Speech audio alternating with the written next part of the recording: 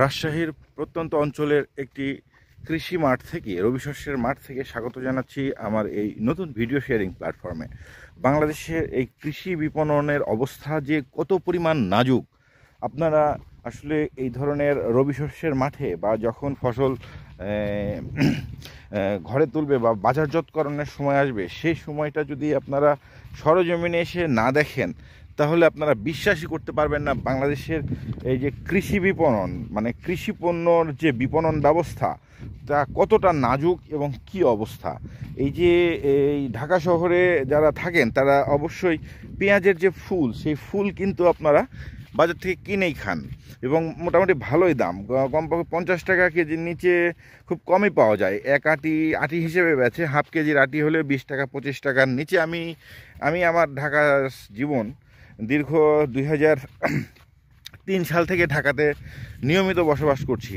আমি আমার এই জীবনে মানে কমপক্ষে এই যে ইদানিং যখন দ্রব্যমূল্য বেড়ে গিয়েছে সেই সময় 25-30 টাকার আটির নিচে এই পেঁয়াজের ফুল কিন্তু আমরা কিনে খাইনি। কিন্তু অত্যন্ত দুঃখের বিষয়, এই যে রবি শস্যের যে মাঠে আমি আপনাদেরকে নিয়ে এসেছি, সেখানে আপনারা দেখবেন যে মানুষজন এই কৃষি বিপণনের নাজুক অবস্থার কারণে এই দামি একটি প্রোডাক্ট, এই যে পেঁয়াজের ফুল, সেটি কিন্তু আসলে ফেলে দিচ্ছে, নষ্ট করছে। এই যে ক্ষেতের বা যে এই যে ফসলের মাঠের যে আইল, সেখানে কিন্তু সেগুলোকে গার্বেজ হিসেবে ফেলে দেয়। এসব আমি আপনাদেরকে কিন্তু হাতে কলমে এই সরজমিনে দেখাবো। আমি আমার নিজেরও পেঁয়াজ খেতে এসেছি। আমরা কিঞ্চিত কিছু পেঁয়াজ, এই শীতকালীন পেঁয়াজ চাষ করেছি এখানে। এখন সেই ফুলটাকে আমাদের যদি দাম পাওয়া যেত, কমপক্ষে 20 টাকা কেজিও যদি পাওয়া যেত, তাও কিন্তু বেচা যেত। কিন্তু এই যে নাজুক অবস্থা, এটা বাজারে যে ভ্যান ভাড়া করে নিয়ে যাওয়ার পরে এটা আসলে 2 টাকা কেজিও বিক্রি হয় না, অর্থাৎ লস হয়। সেই কারণে আমরা এগুলো ফেলে দিই, হালকা পাতলা যতটুকু খাওয়া যায় ততটুকু খাই। আমি আপনাদের দেখাবো যে কী পরিমাণ তুলছে এবং মানুষ ফেলে দিচ্ছে। এই যে এটা আমাদের পেঁয়াজের ক্ষেত দেখতে পাচ্ছেন আমার সামনে, এবং প্রত্যেকটা গাছে কিন্তু পেঁয়াজের ফুল আছে। এগুলো ভেঙে ফেলে দিতে হবে, এগুলো না ভাঙলে কিন্তু পেঁয়াজের যে ফলন, বড় বড় পেঁয়াজ হবে না। এই যে একটা ফুল দেখাচ্ছে আপনি, এটাই কিন্তু বাজারে বিক্রি হয়। ঢাকাতে আমি দেখেছি যে 50, 60, 70, আর শুরুর দিকে 80, 90, 100 টাকা, 150 টাকা পর্যন্ত আমি কিনে খেয়েছি। যখন সিজনের শুরুতে বা একটু আগে যারা আগাম ফসল চাষ করে না, তারা এই ধরনের পেঁয়াজের ফুলের কিন্তু অনেক দাম পায়। কিন্তু এখন এটার কোনো মূল্যই নেই, বাজারে গেলে 2 টাকা কেজিও নেয় না। এই যে পেঁয়াজের ফুল যেগুলো, এই জিনিসটা আপনাদের দেখাচ্ছি জুম করে। এই যে এই পেঁয়াজের ফুলকা, আমাদের এদিকে স্থানীয়ভাবে ফুলকা বলে। এই ফুলকাগুলো কোনো দাম নেই, এখন ব্যবহার নাই না। পেঁয়াজের ফুল আর বাজারে বিক্রি হয় না। হ্যাঁ, গরু ছাগল বকরিও খাবে না।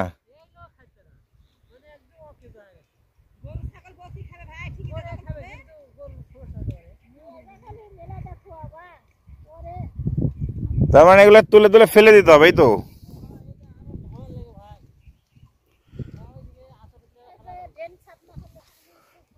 না তুললে তো আবার পেঁয়াজও হবে না মনে হয়। ঢাকাতে এখন এটা 50-60 টাকা কেজি আছে। হ্যাঁ, এক আটে হাফ কেজি করে 20 টাকার নিচে আমি জীবনে কিনে খাই নাই। সব নিম্ন, আর শুরু হয় 150 টাকা করে। হ্যাঁ, 150 টাকা কেজি থাকে একদম আগে, আগাম যারা ইয়া করে।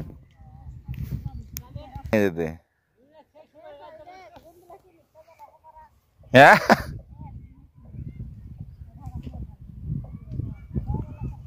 ওই ঢাকায় পাঠায়। এই যে দেখতে পাচ্ছেন এই যে পেঁয়াজের ফুল, এই ফুলগুলোর এখন কোনো এখানে গ্রাম অঞ্চলে, যেসব অঞ্চলে চাষবাস হয় সেসব অঞ্চলে কিন্তু এসবের কোনো দাম নেই। এগুলো ফেলে দিতে হয়। গরুকেও ঠিকভাবে খাওয়ানো যায় না, গরুর অসুখ হয়ে যাবে।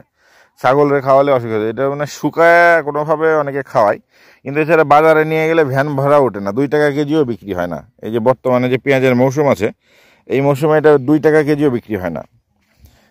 মানে 1 টাকা 2 টাকা কেজি হয়তো বিক্রি হয়, কিন্তু বাজারে নিয়ে ভ্যান ভাড়া নিয়ে যে আসলে পুষায় না কেউ, সেজন্য নিয়ে যায় না, এটা পরিষ্কার করে ফেলে দিতে হয়।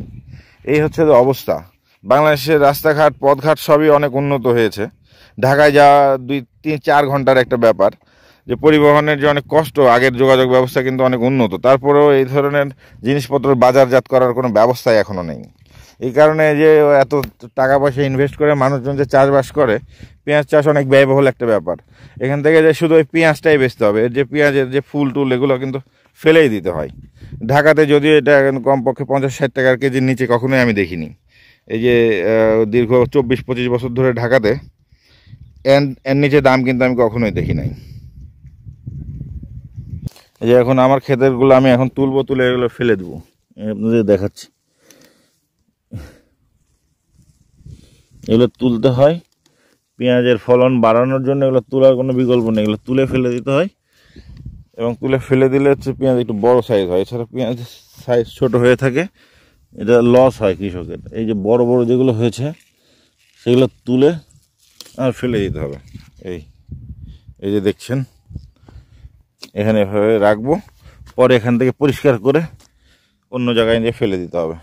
এই হচ্ছে যে অবস্থা বাংলাদেশের কৃষি বিপণনের, খুবই চরম একটা খারাপ অবস্থার মধ্যে আমরা এই চাষবাস যারা করে তাদের হচ্ছে যে এই টাকা পয়সা ইনভেস্ট করতে হয় এখান থেকে, যে তারপরে আবার যখন না দাম কমে যায় সেটা আর এক জ্বালা।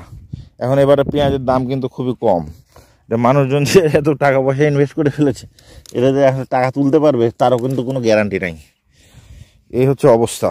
ঠিক আছে, আমি এখানে এখন তুলবো, আমার ক্ষেতের এগুলো তুলতে হবে, তাছাড়া পেঁয়াজ হবে না, এবং তুলে এগুলো বেশ বিক্রি করবো না, এগুলো ফেলে দেবো।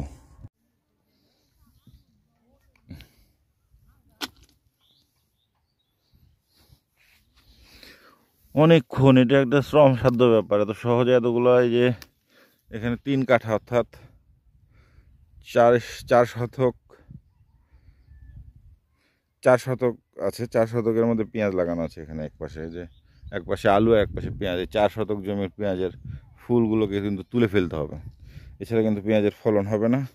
এই যে আমরা মানুষ রেখে বা নিজেরা যতটুকু পারি তুলবো, আমি যতটুকু পারি তুলে যাব, পরবর্তীতে আবার আসতে হবে, যে তুলে ফেলে দিতে হবে।